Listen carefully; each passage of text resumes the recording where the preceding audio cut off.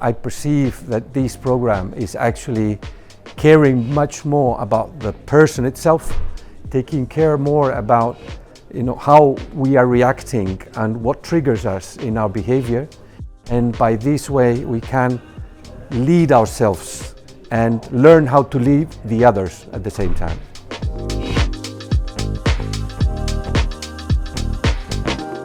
The key leadership challenges that we have ahead of us is being a better person. My concern was basically be a better self, and I was wondering how I could achieve that. I chose HPL basically because what I was looking for was exactly what I'm receiving: taking care of myself, leading myself, and by this means lead the others at the same time.